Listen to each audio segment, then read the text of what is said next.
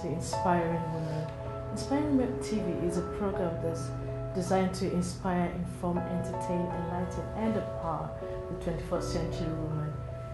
It's an honor today to have an inspiring woman, and she just said to me that she wants to tell every woman out there that if you're an African woman, believe in yourself. You can break the ceiling, you can get to the sky, and if possible, bring the sky down. I have with me multiple award winning. I can't count how many awards she's won, but I've got with me Justina Mutale in the studios with me. It's an honor to have you here, ma'am. Thank you very much. I'm honored and humbled for you to ask me to come and speak on such a prestigious platform. Thank you very much. So in your own words, how would you describe yourself? Introduce yourself to our audience in your own words. For purposes of this interview, I could say that I'm the founder and CEO and president of Positive Runway Global Catwalk to Stop the Spread. This is a worldwide HIV/AIDS response campaign. We aim to bridge the gap in all the global efforts and campaigns that have been made before to try and stop the spread of HIV and AIDS. And what we try to do is to use, I think, an initiative that the world have sort of forgotten about, which is to try and speak the same language as the young people so that we can stop the infections in young people. Okay, that's not all you do, because you have loads. Okay, and you've won many awards. Yes, I have won many awards, one of them being African Woman of the Year 2012, and this is a very special award to me because it was awarded to me on the same platform that the President of Malawi, Joyce Banda, was also a nominee and an award recipient, as well as the recently former female Deputy Prime Minister of Zimbabwe, Thokozani Kupe, and also I think one of the governors of, deputy governors of Lagos. Was at that, and the first recipient of the African Achievers Awards is the Archbishop Desmond Tutu. So that makes me very proud to be stepping and to be following in the footsteps of such great people. Recently, I was awarded the Professional Leadership Award in New York, and I think that ties in very well with the theme today of talking about business and leadership at the Women for Africa Summit. What drives you? What's the motivation behind the work that you do? I was brought up under the Catholic Church, and since I was young, I used to admire the nuns and the priests, thinking they are there to save the world, to save humanity from self-destruction. And from that age, I've always strived to do that. So that's how come I do the Positive Runway to try. It's not just to try, mainly it was set up to try and stop the spread of HIV and AIDS, but also we try to stop any other things that have negative impact on the young generation and society at large. Things to do with drug and substance abuse, knife and gun violence, human trafficking, sex slavery, because all of these things have correlations to HIV and AIDS. If someone is going to do drugs, they're bound to be in irresponsible sex, which will lead them to contracting HIV and AIDS. And also if somebody is trafficked, then they end up into sex slavery, and that also is irresponsible sex, which also drives right back to HIV and AIDS. And we find that we have had to work with different global organizations. For example, the International Organization for Migration have just approached us to work with them on a worldwide campaign to stop human trafficking. We've just come back from the United Nations, where we were part of the People's Global Action on Migration, Development and Human Rights, on which we made a presentation.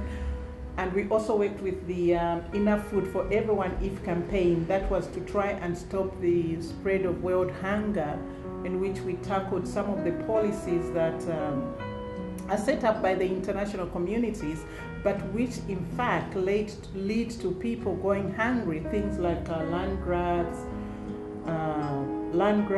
and tax avoidance. In the tax system, there are ways that people can avoid paying tax, and it is legal to do that, but then it doesn't benefit people. It makes other people go hungry at the end of the day. So those are some of the things that Positive Runway has had to work with. And when you go back, it still takes me back to almost being a nun like a priest, to trying to save humanity and help people lead a good life. Wow. And you're educating them on how to make positive choices in life. And that's I think that's inspiring. It's inspiring.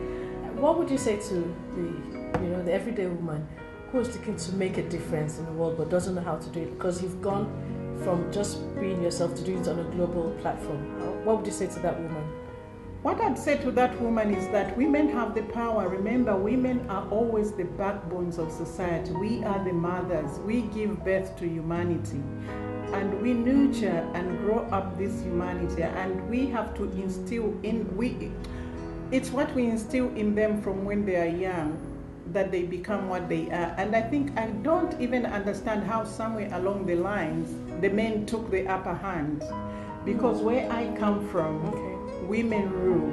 From my mother's kingdom, a woman rules the kingdom. Okay. And also, even though my father's side is patrimonial, the heirs to the throne are really picked from the king's sister's children and not from the king himself. Okay. So it still shows you how much power a woman has.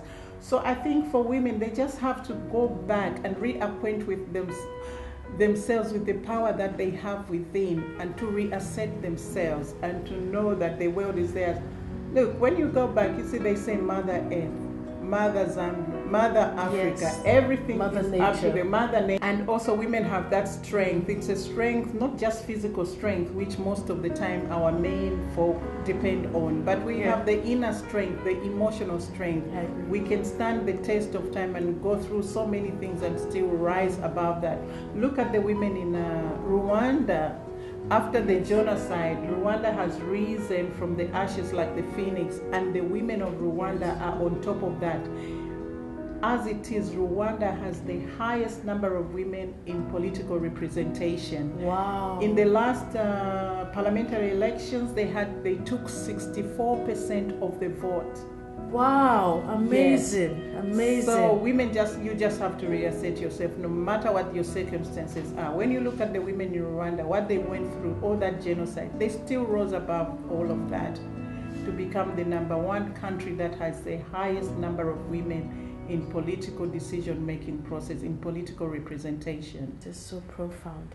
Yeah. So what's next for you? I know you have a project that you're running. We are heading towards World AIDS Day. Okay. And this year, because the theme for World AIDS Day from this year up until next year is called Stepping Up. So what it is, we are stepping up. Normally we would have on World AIDS Day, all our country representatives around the world stage an event on World AIDS Day to mark or commemorate World AIDS Day. You know, it's a synchronized event that takes place on the same day in different cities around the world. But this year we are stepping that up, and we are going to do these events throughout the month of December. So not just on the 1st, but not just on the 1st, but throughout the month of December. And also next year we are an official affiliated event at the 20th International AIDS Conference, which will be in Australia. In the UK, next week I'll be speaking at the European Leadership Conference, and again I'll be addressing the issue of women. Wow. I'll be addressing the issue of increased women's political participation, and how that would have an impact on sustainability, on the world, on sustainable development for the world, so to speak. And with that, I'll be attaching it a bit to the African perspective. Okay. Also going to be a keynote speaker at the Gender Economics Global Conference, which will be held in Australia, in Sydney, Australia. Wow. What else have I not spoken about? You have a very packed calendar. Yes, I do have a packed calendar. I must say that next month I'm headed for Lagos, Nigeria. Okay. I'm going to be a judge at the World Finals of the Exquisite Face of the Universe. This is like a beauty pageant, almost like Miss World, but it's more an international model search. Okay. And this will be held in Lagos in Nigeria. How can women contact you then? Women who do you offer mentoring and coaching? Yes, with all the young people around me. I have always had young people around me. I'm the 6th born out of 13. So I have 7 young brothers and young sisters combined.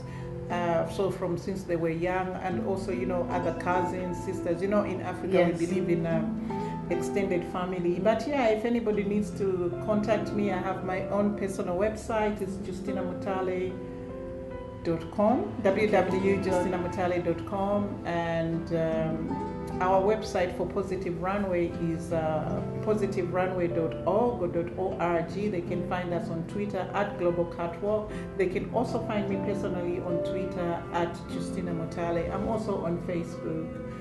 And some people could just simply Google me up. Yes, thank you. Wow, it's an honor and a privilege getting to have you here. Thank you for being a shining example to women, for being an inspiring woman. Thank you very much. Thank you.